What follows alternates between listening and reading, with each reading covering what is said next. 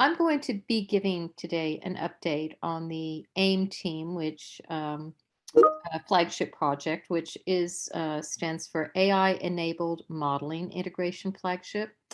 The key members or leads on this team, I wouldn't say members because there's so many people who are involved in this project now, are Suzanne Pierce at TAC, and now you will see also the director of TDIS, Clint Dawson, who's chair of aerospace engineering and also member of the Oden Institute at UT Austin.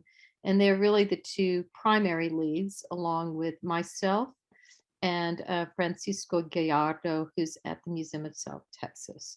And I will work my way through this presentation and sort of give you a flavor of what our flagship is about, what we've been doing, and a little bit of what to look forward to in the future.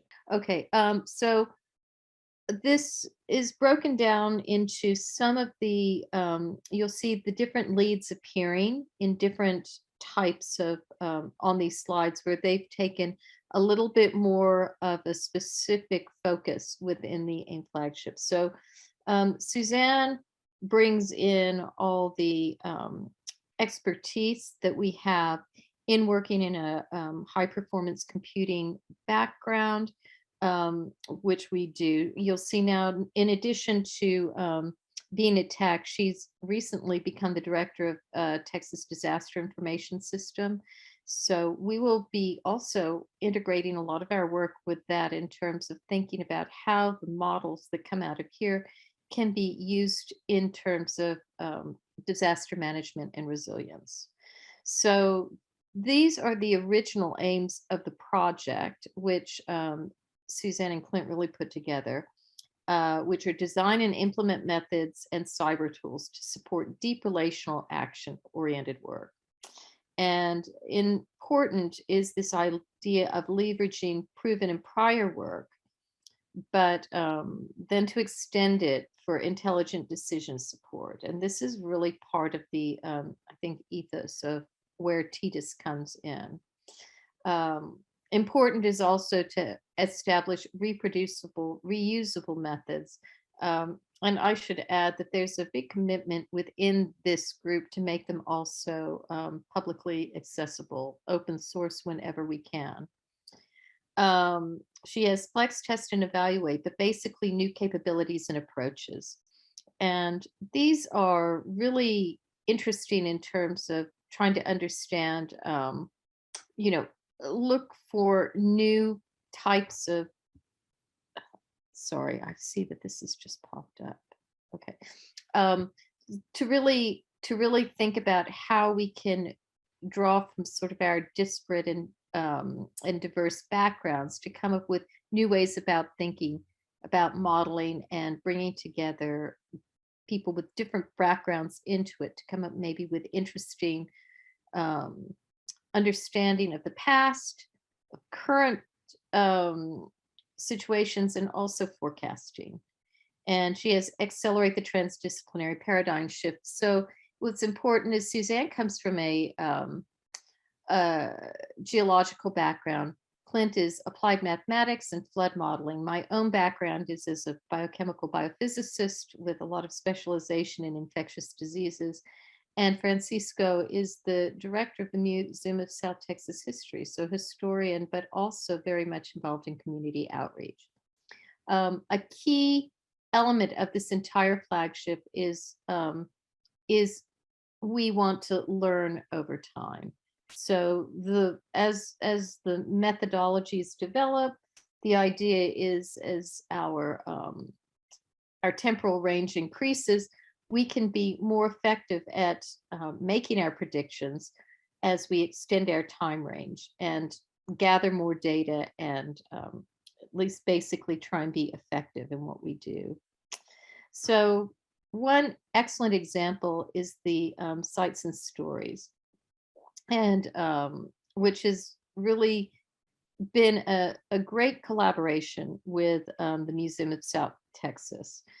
And in this case, what they're trying to do is gather in the first instance right now, historical data about flooding in the South Texas region. Our group has a particular focus at the moment in the lower Rio Grande Valley and this area of South Texas, which has been traditionally a much more neglected area of the state in terms of doing this type of research. Particularly that includes storm surge models.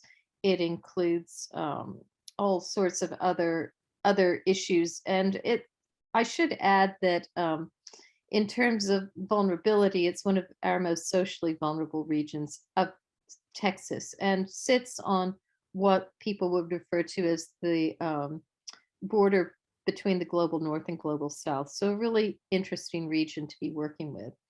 Here, this image is showing pictures that have been collected from the time of Hurricane Beulah, which hit the state. I don't remember exactly when, but back, I think when I was a small child in the 60s. And the extent of the flood damage that occurred then. There's still people there who recall this, and what they're trying to do is to take these images and geolocate them to try and bring the sites and the stories that go with them in terms of flooding. One thing that we do know from certainly from satellite data is that regions that are flooded persistently are flooded. And it's often the same places over and over again. So it's not sufficient just to define something as a floodplain. There will be much more vulnerable regions for for flooding that are due to all sorts of factors, not just elevation. And as I said, it's an element of citizen science here. And again, to really try and use AI-enabled annotation and labeling, again, to try and bring together both the modeling, the location, and the information together. Now, Suzanne also wanted to mention, which is a more recent innovation or ways they're pushing this work, is really beginning to include natural language processing as a way of narrative deconstruction. And what that really means is taking this information and being able to turn all this information into something that's that can be interpreted in different ways with the data. You take this information and you turn it into inputs that can be used for models, but also taking it and turning it into stories or ways of communicating this information to local people. And at the moment, they have an NSF-funded project to do exactly this up in Alaska. And the next stage will be to take what they learned in Alaska and translate that experience down to the Rio Grande Valley. Another example now comes out of Clint Dawson's group is looking at these models of coastal surge. So here we are looking at models of historical coastal surge, and this is a model of Hurricane Beulah, which is showing surge levels going from pink to blue, which is highest surge, and along the Texas coastline as it occurred. And this model is there to simulate what happened in the previous photographs. And to enhance the model now with what they call baseline information and ground truth, you know, how realistic are these models in reproducing the images and identifying these flood-laden areas of the lower Rio Grande Valley that were so heavily affected. And this is the idea of data fusion, where again, you have a lot of citizen science involved with people providing the data, lived experiences that inform the model, and then integrating them with models and using them to refine models in an iterative fashion. And again, bringing together very interesting and normally diverse and disparate groups to really, one, use this to refine models using historical data from the past. But then the idea now is, as with any model, to then think about how we use that information to improve the quality of models that we generate currently and for forecasting in the future. And that could also include different types of climate change scenarios.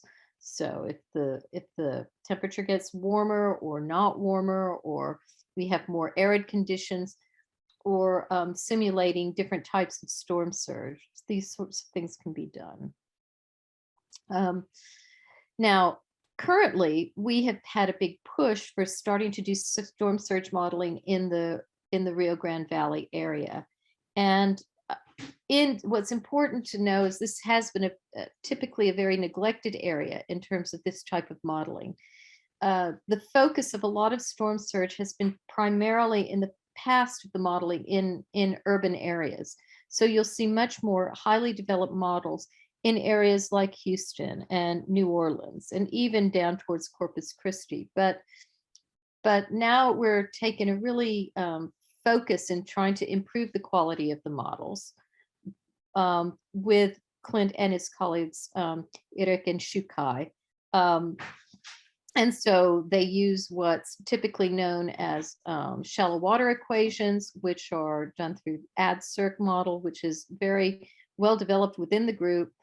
And our if you want to say, our training model right now is Hurricane Dolly, which hit the area in 2008. And now they're showing, again, if you look at the storm surge data, you'll see the red is showing that the storm surge from the model, which is trying to be correlated now with observed data, is high down in this region compared to the rest of the Texas coast, more than 1.25 meters. So this is our early data, and we can one of the here now you see as the storm surge moves inland and how the model is progressing. So it's with time. And one of the things we've done is work with collaborators on software called Kalpana. And what this enables us to do is to take these computationally derived storm surge models and actually move them into a format to where we can use a GIS created map, so geospatial created map. And we have to have a big shout out to Michael Shensky, who came in, the GIS university coordinator, and worked with our team on this translation in the software to actually make it work with these models. And so our current focus is also the inclusion of river and rain induced floods in the RGV. And that means that as we go westward, where it's not just the storm surge, but understanding precipitation and doing what we can with information that we have in the Rio Grande, although it's a little bit limited at the moment. This describes a little bit of my own work. As I say, I'm a computational and experimental biochemist and biophysicist who've been working in the area of infectious diseases since the 1990s. This slide just gives a kind of overview and example of the types of information that we bring together. So as an infectious disease, working in infectious diseases and particularly neglected tropical diseases, it's well known that there are a lot of vulnerabilities associated with populations throughout the world in the tropics, but also we can extend this as these emerging diseases move north and south of the tropics because of climate change events.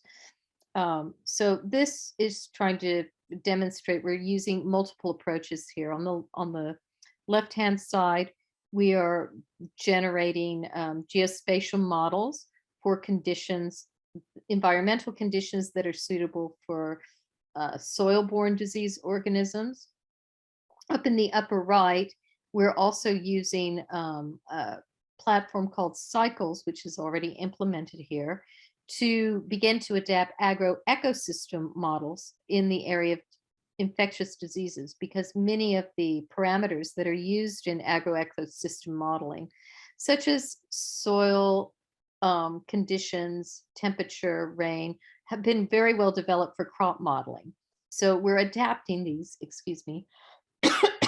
we're adapting these to use with to understand the expansion of not crops, but other biological entities, such as soil and waterborne organisms, as well as vectors that may live in the vegetation around that spread disease. And again, we're beginning to also integrate this with other types of factors. Here on the right, this is overall poverty in Texas map taken from the literature. There are social vulnerability indices we can use. And also with a lot of these diseases, we see, for example, a lot of one of the great risk factors is, for example, diabetes. And we generate different sorts of models taking into account diabetes, which is, again, often correlated with areas of high social vulnerability. This was mentioned in a previous talk earlier today for the RISE group, but we've recently come together with the RISE team, Flagship, to start a new project focused around sensor-based monitoring of microclimates and soundscapes in two areas of the state. One is locally, should be Balcones Canyonlands Preserve, and also in the lower Rio Grande Valley. So in the preserve site, we have, it's interesting in terms of trying to study microclimate in an area that's ecologically interesting, particularly for the types of habitat and nesting birds there, which include the golden cheek warbler and black vireo there, which are monitored quite actively. But our project here now is to work together as a team to place sensors. We first start here in Balcones Canyonlands Preserve, where we'll be monitoring continuously conditions which I've already alluded to in the previous slide that are important for also understanding the spread of diseases. And this can include soil moisture, precipitation, temperature, and humidity, and acoustic sensors. Now, from our perspective, the use of acoustic sensors has many, many potential applications. In one case, it can be used to follow birdsong, but it can also be used, for example, to to monitor other environmental conditions, such as sounds associated with wind, as well as rain and flooding. And what we want to do is to combine this information and try to explore the different relationships between local climate and ecological communities, where we'll have very good climate data, and see how we can use acoustic data in this way. So as I said, our initial deployment site is going to be locally, but once we've got that established, we're going to again extend this type of analysis and technology down with our colleagues in the lower Rio Grande Valley. And fortunately with them, we have we work with an ecologist down there who has cactus moth monitoring points spread approximately 1 mile apart in a 120-mile region, where in theory we should be able to go in with sensors and put them at many of these sites to actually get a really detailed view of the local microclimate down there, as well as the ecology. And again, exploring acoustics, particularly in an area which is extremely flood prone. And just to wrap up on the last couple slides, or where some of the activities we're involved with, next week we'll be doing a lot of presentations at the Subtropical Agriculture and Ecology Society meeting based down in South Texas. This has been a meeting that's been going on apparently this will be the 76th year, and with a particular focus on South Texas. These are the titles for the different posters that are being presented. Most of this work, I should say, is student-led. In our group, we have many, many students involved with it, undergraduates, and master's students in particular. And the titles really cover the range of interests we're in. So in addition to the sensor deployment, which we mentioned earlier, we're looking at different types of citizen collected data to predict flooding, we're looking at a variety of different types of soil and vector-borne diseases. And again, my mention before about adapting agroecosystem modeling to infectious disease prediction. So as the final slide, it's a shout out to my colleagues in this, which are Clint, our colleague in UT RGV, Dr. Patti Faria, who's the ecologist that we're working with there, as well as Francisco and Suzanne, who will be participating in a panel at the upcoming South by Southwest um, event here. The details are here. Again, your old photos can help predict climate disasters. So really having an open panel discussion about how citizen science can be used to inform the past, inform the present, and inform the future. And with that, I will stop. And thank you for your attention.